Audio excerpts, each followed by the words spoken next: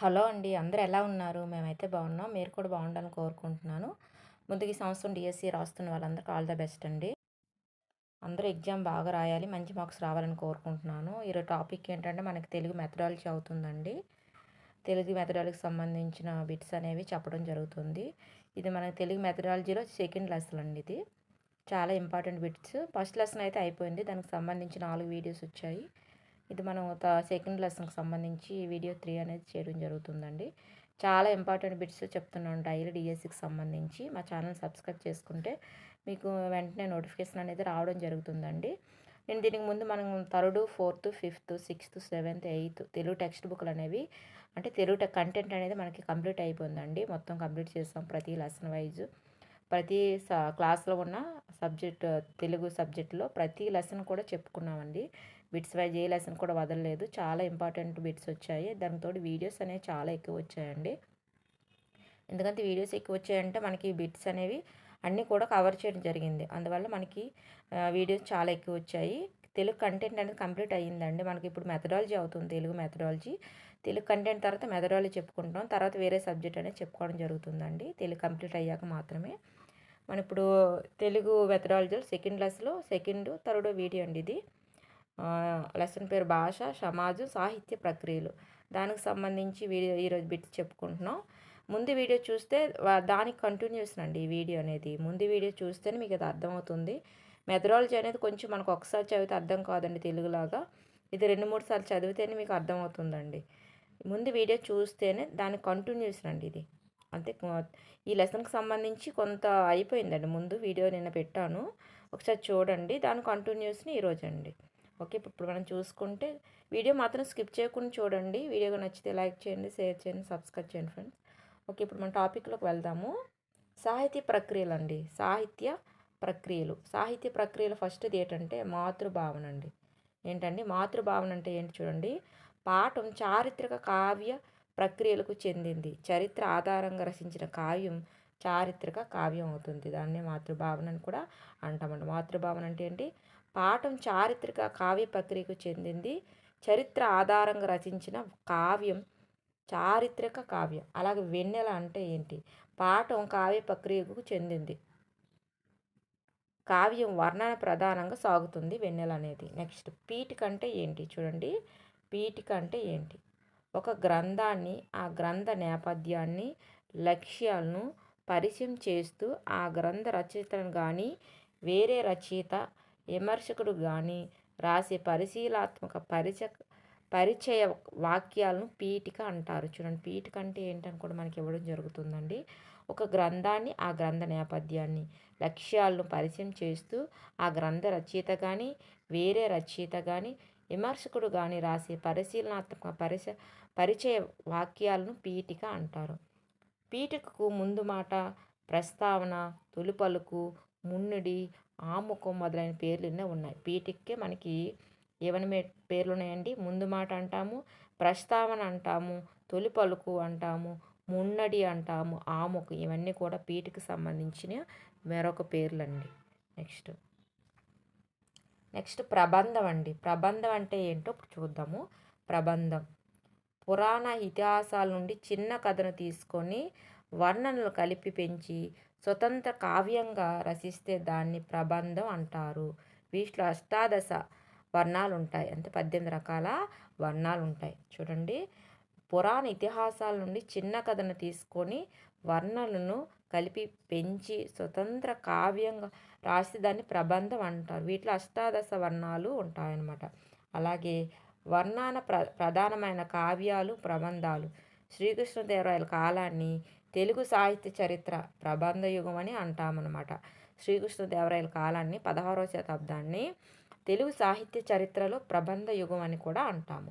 అలాగే వచన కవిత అంటే ఏంటి? వచన కవిత అంటే ఏంటి? చాలా ఇంపార్టెంట్ బిట్స్ అండి ఇవి సాహిత్య ప్రక్రియలో. వచన కవిత అనేది ఒక సాహిత్య ప్రక్రియ. పద్య, గేయాల్లో ఉండే ఛందస్సుతో సంబంధం లేకుండా వ్యవహారిక భాషల్లో రాసే కవితను వచన కవిత అని అంటారు. చిన్న చిన్న పదాలు, వాక్యాలతో ధ్వని గర్భితంగా ఉండే కవిత వచన కవిత. ఇక్కడ చూడండి. వచన కవిత అనేది ఒక సాహిత్య ప్రక్రియ. పద్య గేయాల్లో ఉండే ఛందస్సుతో సంబంధం లేకుండా వ్యవహారిక భాషలో రాసే కవితను వచన కవిత అంటారు. ఇంకా చిన్న చిన్న పదాలు వాక్యాలతో ధ్వని గర్భితంగా ఉండే కవిత వచన కవిత కూడా అవుతుందన్నమాట. ఈ విధంగా 2 రకాలు ఉంటాయి. నెక్స్ట్ ఇతిహాసం చూడండి. ఇతిహాసం అనే పదానికి ఈ విధంగా జరిగింది అని అర్థం. ఇతిహాసం అంటే ఏంటండి? ఈ విధంగా జరిగింది. ఈ విధంగా జరిగిందని అర్థం అండి. ఇతిహాసంలోని ఇతివృత్తం వాస్తవంగా జరిగినదై ఉంటుంది. కథకు ఎక్కువ ప్రాధాన్యం ఉంటుంది.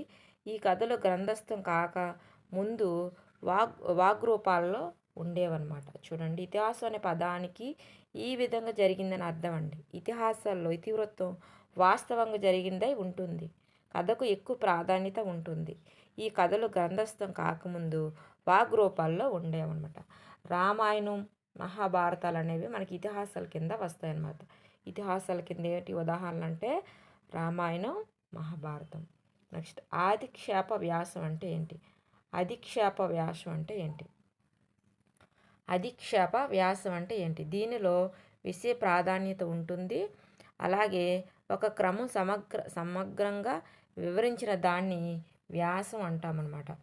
అధిక్షేప వ్యాసం అంటే ఏంటంటే దీనిలో విషయ ప్రాధాన్యం ఉంటుంది. ఒక క్రమంలో సమగ్రంగా వివరించిన దాన్ని వ్యాసం అంటాము. అధిక్షేపం అంటే ఎత్తు, పొడవు. అలాగే ఇది వివిధ విషయాల పట్ల విమర్శ దృష్టితో వ్యంగ్య హాస్య ధోరణిలో వ్యాఖ్యానిస్తూ పరిష్కార మార్గాన్ని సూచిస్తూ సాగే సాహిత్య ప్రక్రియ అన్నమాట అధిక్షేప వ్యాసం. చూడండి, అధిక్షేపం అంటే ఎత్తి, పొడవు. ఇది వివిధ విషయాల పట్ల విమర్శ దృష్టితో వ్యంగ్య హాస్య ధోరణిలో వ్యాఖ్యానిస్తూ పరిష్కార మార్గాన్ని సూచిస్తూ సాగే సాహిత్య ప్రక్రియ అవుతుందన్నమాట. నెక్స్ట్ గేయ కవిత అంటే ఏంటి? గేయ కవిత అంటే ఏంటి? పాడుకోవటానికి అనువైనది, మాత్రా ఛందస్సును అనుసరించి నడుస్తుందన్నమాట. లయాత్మకంగా సాగుతుంది గేయ కవిత అనేది. చూడండి, పాడుకోవడానికి అనువైనది గేయ కవిత, మాత్ర ఛందస్సును అనుసరించి నడుస్తుంది, లయాత్మకంగా సాగుతుందన్నమాట. అలాగే ఆత్మకథ అంటే ఏంటి? ఒక వ్యక్తి తన జీవిత విశేషాలను తానే గ్రంథిస్తూ చేసుకుంటే అది ఆత్మకథ అవుతుంది.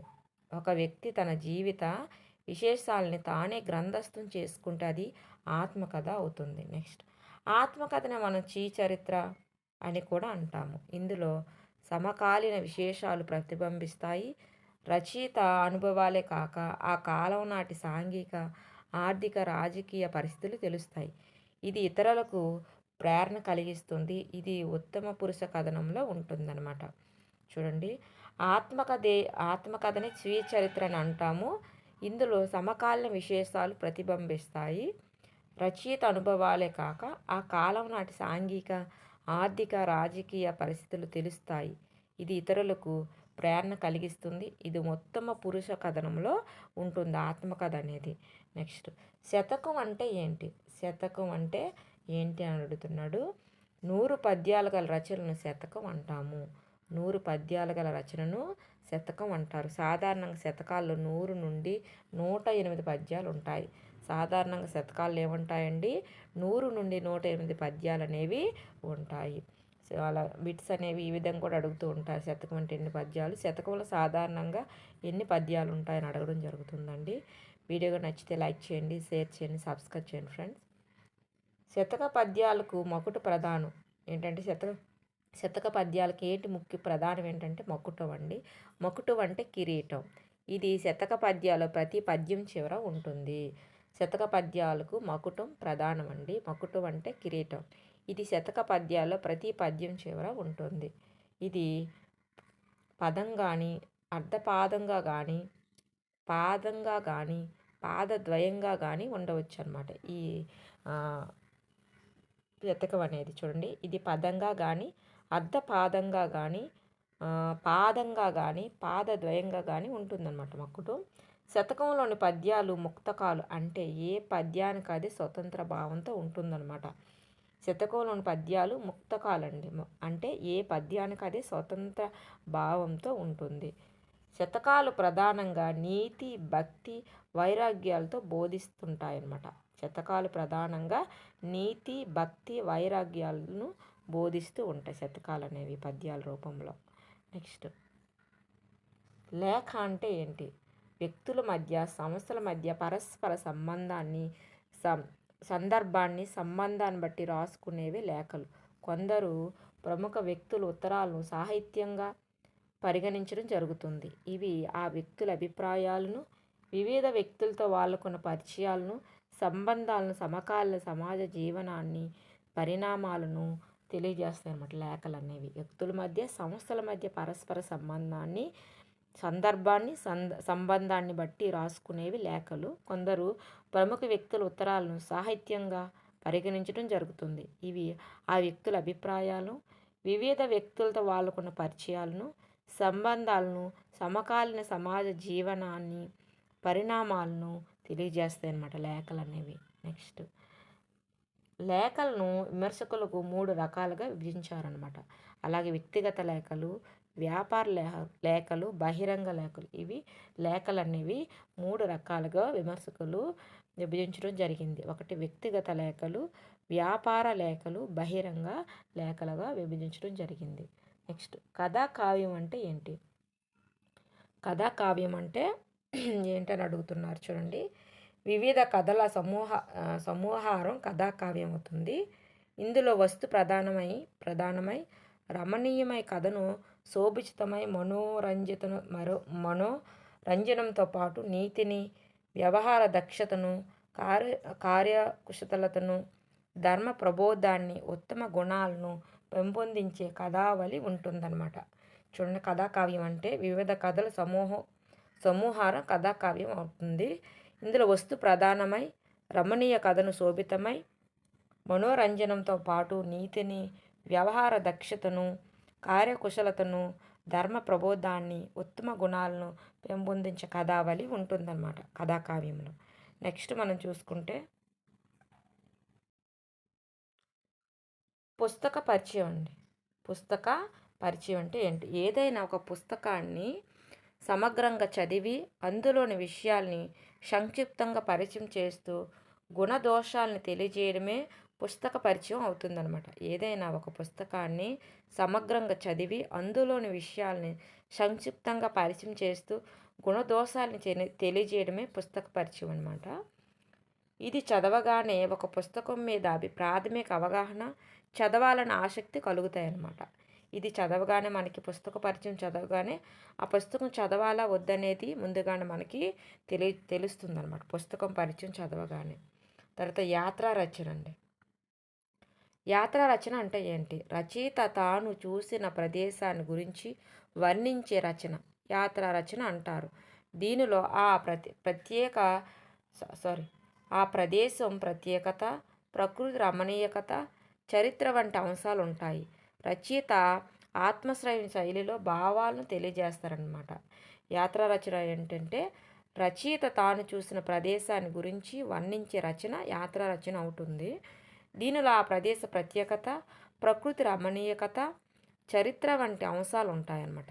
రచయిత ఆత్మశ్రయ శైలిలో భావాలను తెలియజేస్తారు.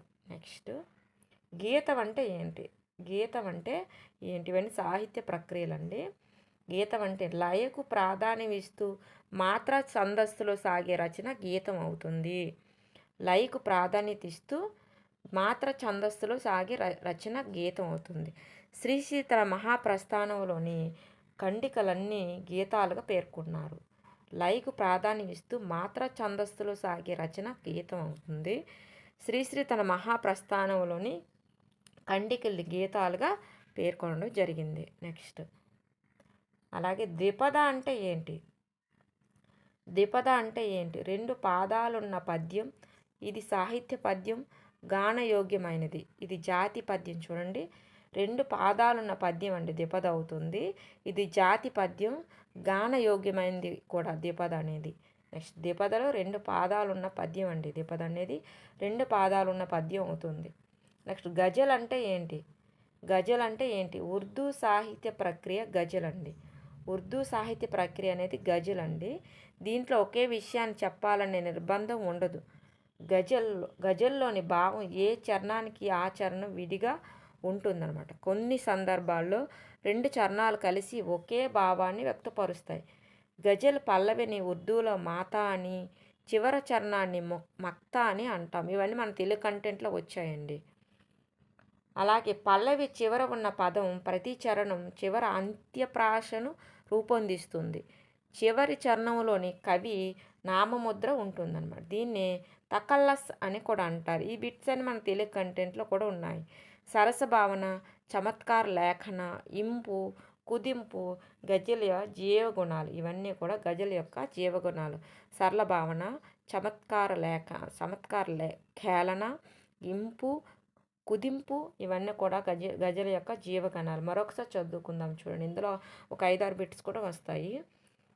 మనం మామూలు బిట్స్గా వివరిస్తే 5 బిట్స్గా చేయొచ్చండి. ఇందులో ఉర్దూ సాహిత్య ప్రక్రియ గజల్ అండి. దీంట్లో ఒకే విషయాన్ని చెప్పాలనే నిర్బంధం ఉండదు. గజల్లోని భావం ఏ చరణానికి ఆ చరణం విడిగా ఉంటుంది. కొన్ని సందర్భాల్లో 2 చరణాలు కలిసి ఒకే భావాన్ని వ్యక్తపరుస్తాయి. గజల్ పల్లవిని ఉర్దూలో బాతా అని, చివరి చరణాన్ని మక్తా అని, పల్లవి చివర ఉన్న పదం ప్రతి చరణం చివర అంత్యప్రాసను రూపొందిస్తుంది. చివరి చరణంలో కవి నామముద్ర ఉంటుంది. దీన్ని తకల్లస్ అంటారు. సరస భావన, చమత్కార ఖేళన, ఇంపు, కుదింపు ఇవన్నీ కూడా గజల్ యొక్క జీవగుణాల కింద వస్తాయన్నమాట. నెక్స్ట్, సంపాదకీయ వ్యాసం అంటే ఏంటి? సంపాదకీయ వ్యాసం అంటే ఏమిటి? సమకాలీన సంఘటనలో ముఖ్యమైన వాటిని తీసుకొని పత్రికల్లో వ్యాఖ్యాన రూపంగా పూర్వపరాలను పరామర్శిస్తూ సాగే రచన సంపాదకీయ వ్యాసం అవుతుంది. దీన్నే పత్రికా సంపాదకులు కానీ ప్రత్యేక వ్యాసకర్తలు కానీ రాస్తూ ఉంటారనమాట. సంపాదకీయ వ్యాసాన్ని తక్కువ మాటల్లో పాఠకులను ఆకట్టుకునేటట్లు, ఆలోచించేటట్లు చేయగలగడం మంచి సంపాదకీయ లక్షణం అవుతుంది. ఇవి తాత్కాలికానికి సంబంధించినవి అయినా ఒక్కొక్క సందర్భంలో విభిన్న కాలాలకు వర్తిస్తూ ఉంటాయన్నమాట. చూడండి, సంపాదకీయ వ్యాసం అంటే ఏంటంటే సమకాలీన సంఘటనలో ముఖ్యమైన వాటిని తీసుకొని పత్రికల్లో వ్యాఖ్యాన రూపంగా పూర్వపరాలను పరామర్శిస్తూ సాగే రచన సంపాదకీయ వ్యాసం అవుతుంది. దీన్ని పత్రికా సంపాదకులు కానీ ప్రత్యేక వ్యాసకర్తలు కానీ రాస్తూ ఉంటారనమాట. తక్కువ మాటల్లో పాఠకులను ఆకట్టుకునేటట్లు, ఆలోచించేటట్లు చేయగలడం మంచి సంపాదకీయ లక్షణం అవుతుంది. ఇవి తాత్కాలిక సంబంధించినవి అయినా ఒక్కొక్క సందర్భంలో విభిన్న కాలాలకు వర్తిస్తూ ఉంటాయండి. ఇవండి ఈరోజుకి సంబంధించిన బిట్స్ అనేవి. రేపు మళ్ళీ మనం సెకండ్ క్లాస్కి సంబంధించి లాస్ట్ వీడియో అండి. తర్వాత మన థర్డ్ క్లాస్కి అనేది వెళ్ళడం జరుగుతుంది. ఓకే అండి, అందరూ కూడా బాగా చదవండి. తెలుగు మెథడాలజీ తొందరగా అర్థం కాదు, మెథడాలజీ ఏదైనా తొందరగా అర్థం కాదండి. 1-2 సార్లు చదవండి, మీకు ఖచ్చితంగా అర్థమవుతుంది. కొన్ని వీడియోస్ నేను డిస్క్రిప్షన్లో పెడతాను, ఒకసారి చెక్ చేయండి. వీడియోగా నచ్చితే లైక్ చేయండి, షేర్ చేయండి, సబ్స్క్రైబ్ చేయండి ఫ్రెండ్స్. ఓకే, మరొక వీడియోతో మళ్ళీ కలుసుకుందాం. టేక్ కేర్ అండి, బాయ్.